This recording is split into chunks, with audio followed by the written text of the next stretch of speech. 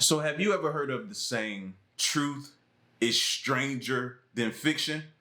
I don't know why, but that's been on my mind today. I feel like 2024 was exposing a lot of truth.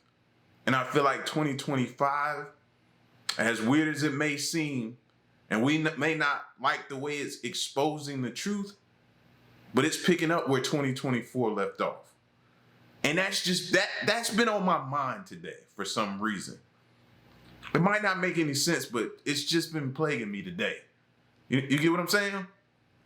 So, but let's get to the craziness. So remember, question everything. You should. And remember, these videos are for entertainment purposes only. Let's get to it.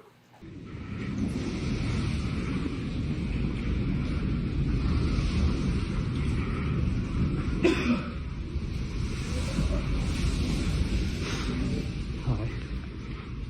Just be okay. You gonna be okay? Hi. Cassandra Martin is a flight attendant for Surjet, a private air service.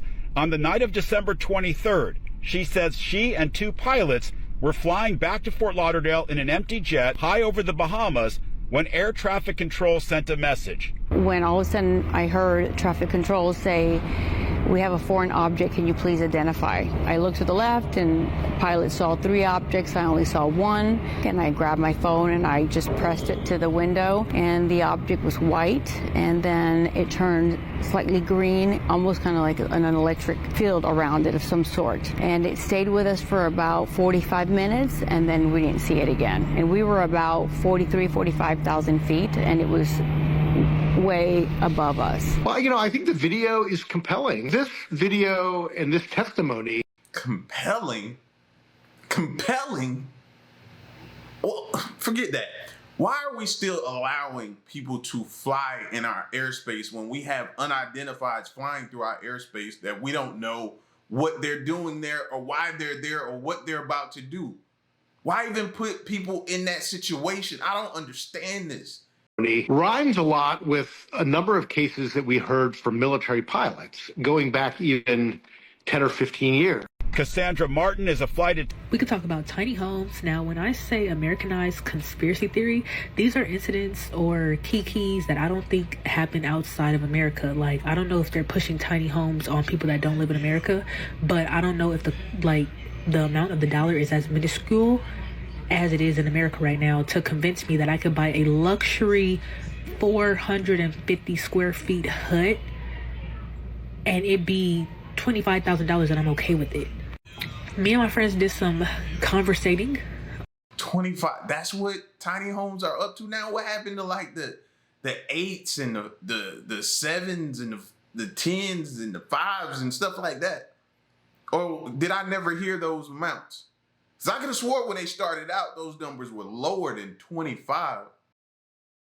On this, and we think that a tiny home is the same thing that Kylie got her daughter to go in the backyard as a playhouse. That's a tiny home.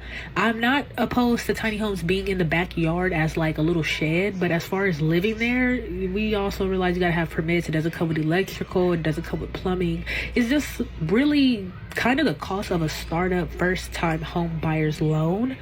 But at the same time, the economy is so bad that I can't buy a home for the first time and you want me to be okay with a tiny home. Now, I only thought about this because van life culture. Van life culture was popular on YouTube before YouTube started dying out, and I really hated it because it's like, why are you trying to promote somebody to live in their car and think it's more efficient? But that's when the economy was first collapsing. Now, granted, people were making money off showing that they were living in their cars, but I think it's just conditioning us to realize that we can settle for less and that we can work the economy even though it's actually working us and very capitalistic at this moment. You get me? Like, nobody should really be trying to buy a 725 square foot hut for $35,000 off of Amazon, because I see Amazon is selling them now, or maybe even I bet you can even get one off Shein. But you see, it doesn't make any sense. But people who are silly that digest things easy will probably be all like, you know what? You don't have to give me a raise because at the end of the day, I know I can settle with this luxury tiny home and live off grid with no running water, or maybe even tap into somebody's pipelines. It's just dumb. And trying to conditionalize us to make sure that we stop complaining that the dollar does not buy us anything, let alone a house, which is what the boomers think we don't want, but like we really do. We could talk about tiny homes. Listen, there's a flip side to that van life. I did a video on that a while back, and it wasn't all that it seemed to be that they were showing. There was a side effect to that. You know what I mean? The kids, some people's kids wasn't really responding to that, wasn't really liking that. The conditions, how things, it's a whole thing. Like, look that up on either YouTube or something like that. The bad side, dark side, or something, some side of van life, and everything that wasn't what it seemed to be, bro. And we can imagine that.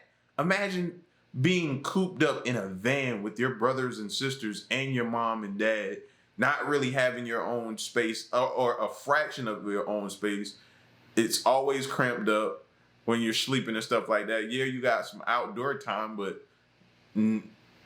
most of the time, you know what I mean? And you don't have that interaction with other kids and stuff like that. Even though kids nowadays don't have that, but that's a whole nother conversation. But there was a dark side to that van life, bro. Check it out. Hey, babe, I need you to come out here right now. We have a very big problem. What? Holy. Oh no. Babe, we gotta go. Oh my god. No. Oh.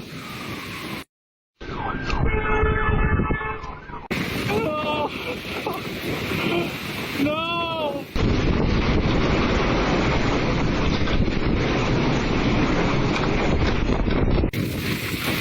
I'm gonna spray the roof.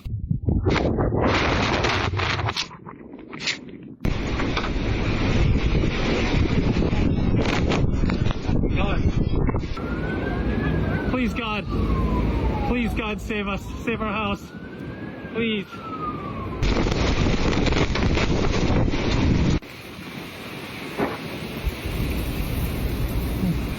Bye.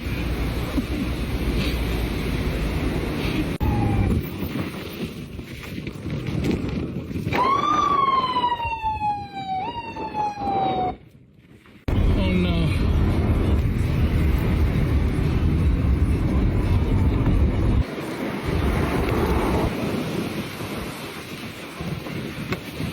No.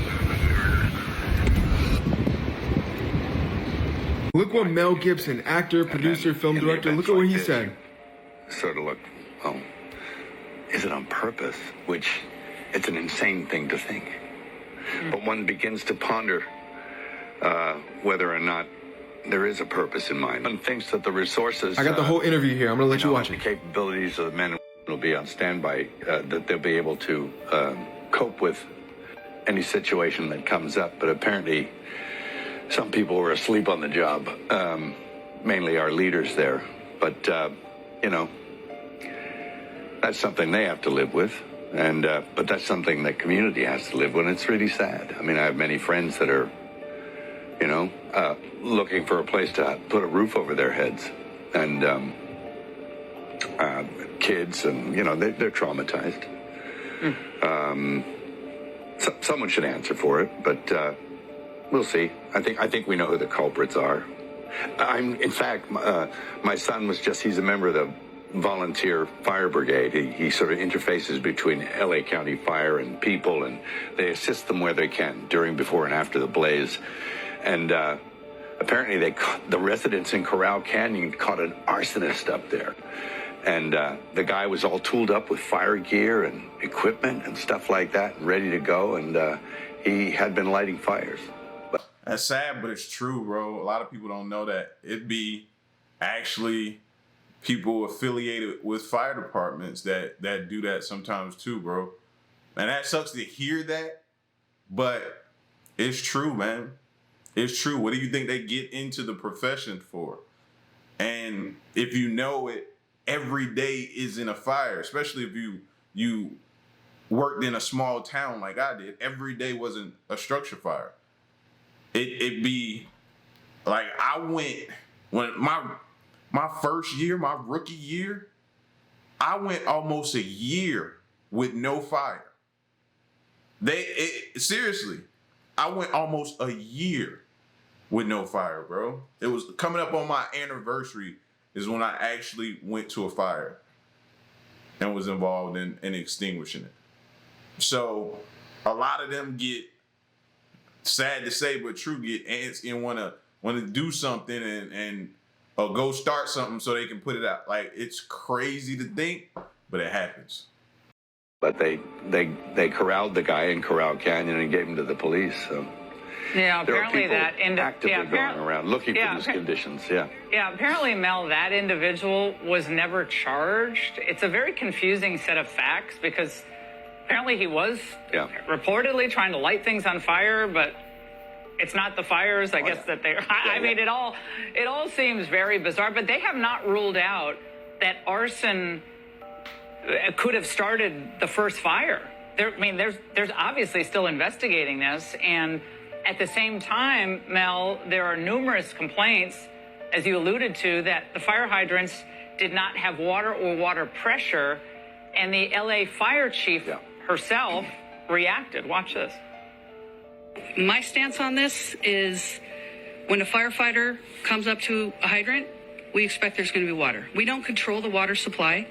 Our firefighters are there to protect lives and property and to make sure that we're properly trained and equipped.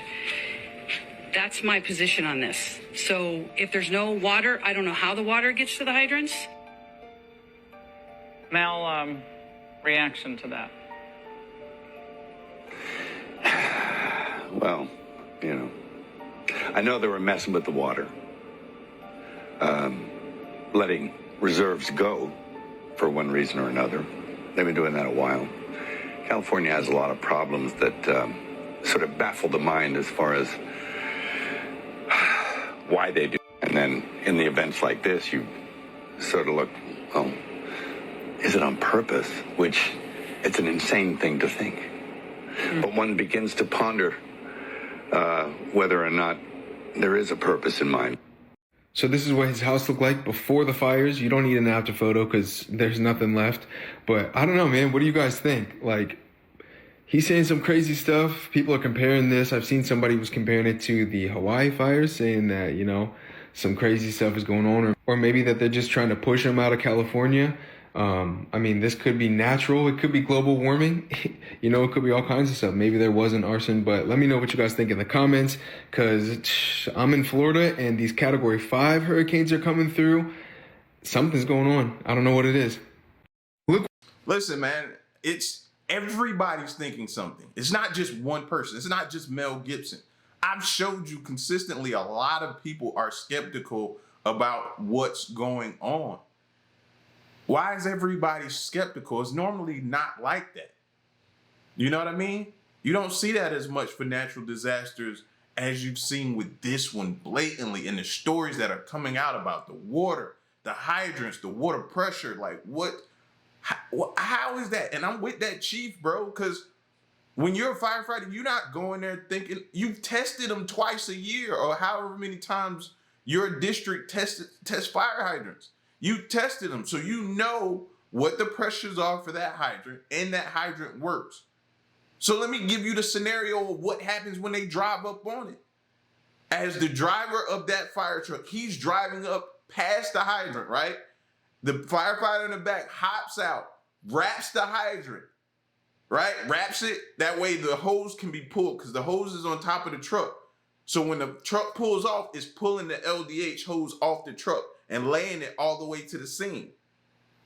Then once he gets off, he uncouples the hose and goes around and connects it. Then they charge the hydrants in the water to the truck. So you're not thinking, you're doing this so you can get back to get on the line to start extinguishing. You're not thinking about water pressure and is the water there or this hydrant work? No, you tested it. It should work. So either somebody didn't test or something changed in between that time. Hey, where are the eggs? This is my second market that I'm going to, second weekend in a row. Sold out of eggs everywhere. And this is why TikTok can't get banned. because I'm going to find out right away. Someone has to know something about the eggs. Okay, there's just some. And not only where are the eggs, where are the brown eggs? The only eggs that I can somewhat find in some places are large white eggs. No one's going to address there's no eggs anywhere. She gotta be in Publix. Gotta be in Publix. That's the only place you eating that type of chicken at right there, bro, is that Publix chicken. If you know, you know, bro. That Publix chicken make you hurt somebody, bro. That thing be good. My bad. People should be talking about it. They're just like, oh, we're out of eggs casually. Where are the eggs? And this does make me think. I don't want to make it a whole conspiracy theory that there's no eggs, but everyone always says if there's a huge issue and they're telling us to look at give our attention somewhere, aka the fires, there's usually something else going on. And of course the fires are so tragic and devastating, and there's probably something else going on. I know LA wants to rebuild their city. That's a whole other mess. But could that be connected to the eggs somehow? And there might be zero connection and I'm just reaching. But does anyone know anything about these eggs and the fires and everything going on right now? Anything? Hey, where? Look up bird flu. That's probably where the eggs are going. People are trying to grab them and everything. I told y'all, eggs is a delicacy. So somebody need to bring the golden eggs back, or at least tell us where you got them at, so we can get some eggs, bro. Like, we've been talking about this, bro. Check the shelves. Check the shelves. Somebody buying up all the eggs, and that ain't right. That ain't right. Should be like 4 eggs per household or something like that. Somebody said TikTok allows us to communicate in real time all over the world. We need it. I would have never known the Dior bags were released. I'm going to feel very isolated without it. And this is real life. Anyone that has ever been on this app has actively been touched by it. There are so many people that have been able to take risks and live a completely different life just by being touched by this app. Anyone that has this app has actively graduated through TikTok University. Whether you were a creator or consumer, on both ends of the spectrum, you were touched by this app. There's something about the algorithm that really allows people to connect and transcend their current reality. So many of us have built an alternate and completely different reality just by having access to this app. And to be honest, I think that is the very thing that they don't want us to have.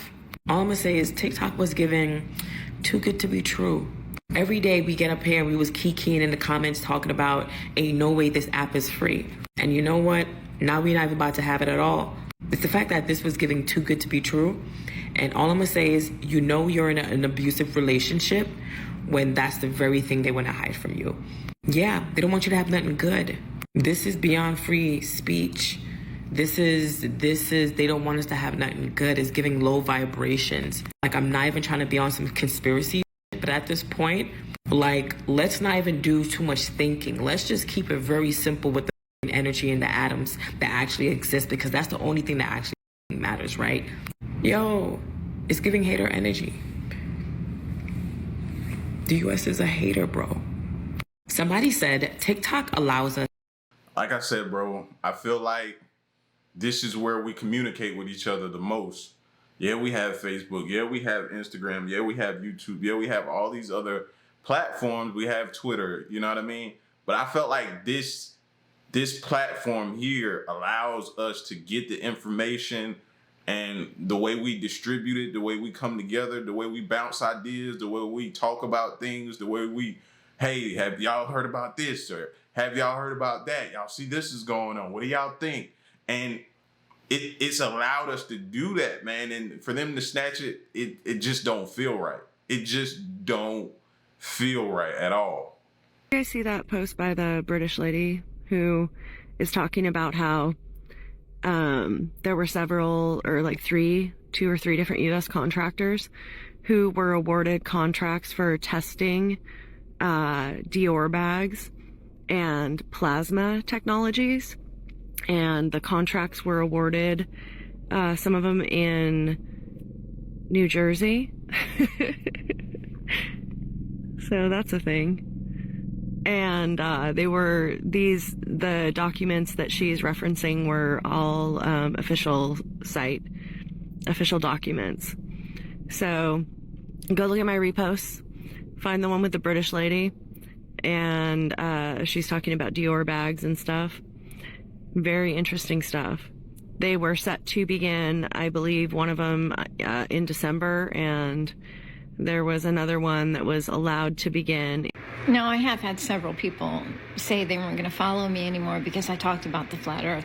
If someone's talking about the flat earth model of the world using science to explain it to you, and you are so traumatized that you have to say, I can't follow you anymore, I don't talk about that, bye, what does that tell you?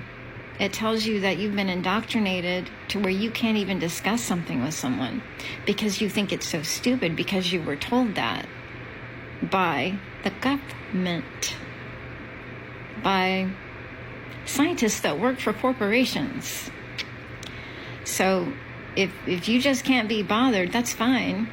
You know, that's your choice. But, and I obviously don't care what you think about me. I don't know you. You don't know me. I don't even care. But it makes me concerned for those people that are so shut down that they can't even discuss the possibility that they've been lied to. And they can't even discuss something that is scientifically factual, like the fact that water has a flat surface and is level for thousands of miles. They can't discuss the fact that a spinning ball cannot hold water perfectly still around it. That doesn't work in physics. Don't get me wrong, I may not believe in the flat earth theory, you know what I mean? But y'all do be making some compelling arguments, might I say. And some people have made some great arguments as to why. And we should expect that if you believe in something, then you're gonna prove it to the best of your ability. So I should expect that, you know what I mean? And then second, just because I don't agree with you don't mean we can't have a conversation or I'm just gonna stop following you because I don't agree. No, it's good to disagree. You know what I mean? I think that's great. We weren't all brought up the same. So to respectfully disagree with somebody, ain't nothing wrong with that. Not even with gravity. You know, that thing that the scientists don't know what it is? Ask a scientist what gravity is. And they'll say, we don't really know. But there are a lot of people now, a lot of very smart people that understand that gravity is inertia. They understand that on the quantum level, it's all about suction motion, sucking in and outward flow. Inward flow, outward flow. Tiny vortices are what make up reality. And if that scares you, you're probably one of those people that believe there are aliens coming to eat your brains. No, I have had several people. Don't talk about me like that. I mean, I ain't never said they were gonna eat my brains, but show up? Yeah. Yeah, we can just agree to disagree though, you know, respectfully, of course. None of us are going to survive global warming, so like, what is the point? Why am I paying taxes? Why am I paying rent? Why? Just make everything free. Just let us all do whatever we want to do until our last days. What is the point? You can't take none of this with you, so I don't get why it costs money. Like, let's just do whatever we want to do outside of, you know, heinous crimes, right? They're saying by like 2050, 3 billion people will be living in dark zones, which are zones that are uninhabitable. I think I'm saying that word right. Zones that you can't live in. 3 billion people. And they saying in America, the best place to live in is the Midwest. Of course, you know, the Midwest does everything better than the rest. But yeah, what is the point of this? Them fires in LA, crazy. I saw in the news that apparently they've had like 0.02 of an inch of rain since May or something like that per month. Something like that per month. I don't know if it's in total or per month or whatever. I don't remember. But that's insane. This shit, this is dumb. Police across the area are also on high alert for looters out here. They have already arrested nearly 24 people inside evacuation areas. The National Guard has been brought in to bolster security, and some people have gone back home to try to defend what they have left. The sense of loss in Altadena is hard to describe. Destruction is everywhere. And then this island of 6 seemingly untouched homes saved by Pete Villani, who stayed behind to fight back the massive firestorm. These are all my friends. These are all, we're a family here. I love my neighbors. And it's like, you feel guilty because I survived. I couldn't save the whole block. But even as he worked to put out hotspots, another threat emerged: looters. He says he and a neighbor have chased off 2 groups attempting to break into the homes still standing. What kind of person, what kind of human being would take advantage of somebody at that point? It's just like, I don't even want to say what I would do, but it's shocking. Did you worry about your safety when you confronted the folks trying to get in that house? No. I will say this. It would have been a bad day for them to do anything. Do you feel like you're defending your neighborhood now? Yep. That's why I'm here. This is why I stayed. He's still standing watch even as the National Guard's armored vehicles are blocking evacuated neighborhoods and police are ramping up patrols. This was the view from Jonathan Esham's home Tuesday as the Eaton fire raced towards it. He evacuated, and while the fire stayed out, it appears someone tried to break in, busting out a window and trying to pry this one open. The idea that somebody could have been in your house while you guys were evacuated. It's horrifying. I don't even want to imagine it. A horror disgustingly man-made in the middle of this massive natural disaster. Police across the... that should be the last thing on your mind after going through this just disaster, this traumatic experience. To come home to see people breaking in and trying to steal your valuables, bro. I don't know, man. Like, what type of human are you to be able to mentally go there in your brain to do that? I don't get it. I don't understand it, and it's frustrating to know that people have to deal with that, bro. Christine, I'll start with you. With the insurance industry, Florida getting a taste of this, what's going to happen? I mean, this was already an industry in crisis, and then you add on what is just a traumatic tragedy that is still happening. I mean, there were already insurance companies that were pulling out of some zip codes that a lot of folks who might not even have insurance this morning when they're waking up here. California coming in with a sort of an insurer of last resort that will be tested for sure. And then people around the rest of the country have noticed their own insurance premiums rising. This isn't just a California or a Florida story where we're talking about extreme weather. Everyone's insurance rates, premiums have been rising for a few years. So this is I would say, a tipping point for insurance, no question. This math is just impossible math. In California, over the past decade, insurers, for every $1 in premiums they collected, they paid out $1.08. That just doesn't work. So, Andrew, let's get you in on this. As you talk to business leaders, industry leaders, how do they see this going? Because it does feel like we're entering a new era. I think we're entering a new era where it's possible that parts of this country, if not the entirety of it, we'll see how long this goes, are quote unquote uninsurable. I mean, you just discussed math that doesn't add up. And so you could be, have huge premiums, but then the question is, are Americans going to pay those premiums? Are they worth it? What, by the way, is going to be the role of government in all of this to prevent these types of things from happening to the extent they even can be prevented given the climate change that we're seeing? So I think that there's sort of a massive dynamic here. This on the insurable losses, by the way, is now probably up to about $20 billion. Mm-hmm. But then in total, we're talking about maybe something on the order of $150 billion of losses. Now, part of that's because some of these homes obviously were super valuable, given that they were on the coast and the like. But there's going to be a huge ramification from this. And then we haven't even talked about the business ramifications just of what's going to happen in California, whether people are going to stay in California, what the next even several weeks or months or years are going to look like. I mean, I think there's going to be Do you blame them if they leave? Like, look at the leadership. Look at what has happened. Do they feel safe? I don't blame them for leaving. And if they decide to leave and that city, that town and different things start to collapse because of it, don't look at the people, look at the leadership. A lot of conversation, unfortunately, not just about the human toll, which obviously is so great, but the economic one for the whole country. Absolutely. And in the days since the deadly wildfires in Southern California began, conspiracy theories have started to spread across social media about the origins of the fires and the California government's response to them. There are even AI-generated images of the famous Hollywood sign on fire, something that has not happened.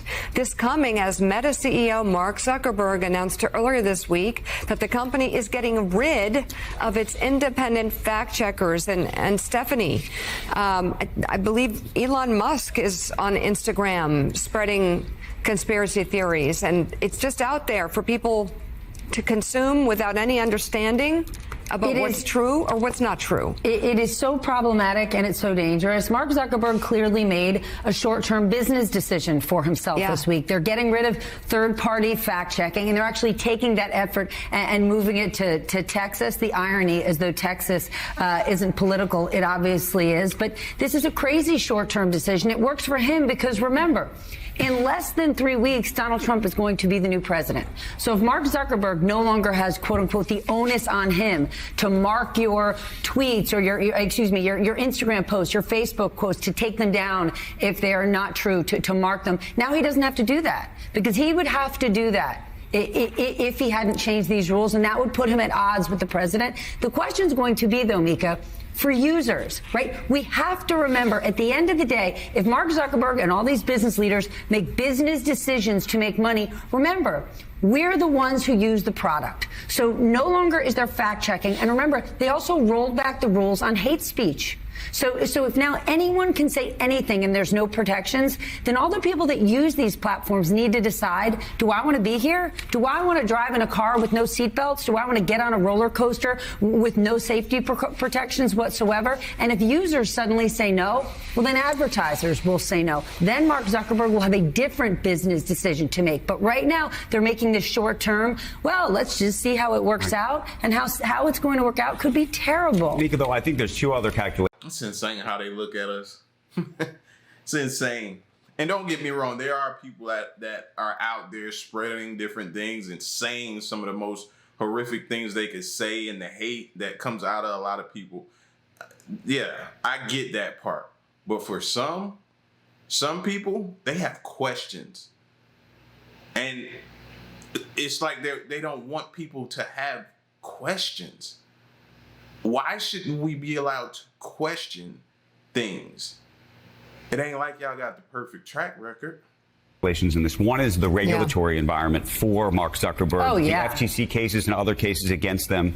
They're going to disappear. And whether those cases disappear and how much value would be extracted for that. The other piece is you look at X. While there's a lot of folks who watch this network who may have stopped going on X, there's a lot of other folks who started going on X, and other folks who may not love what's happening on X but stay on X in the same way that we hear about privacy concerns at some site, or you hear about information getting stolen on some site, and then we go back to that same store online the next day. And so there is a question, and I think that Mark Zuckerberg is recognizing that math. But especially the FTC case coming up. Imagine, that is gargantuan. It could be hugely damaging to his business. That thing could disappear, and he could also now have Donald Trump in his pocket, helping him with other issues as he's facing governments on the other side of the world.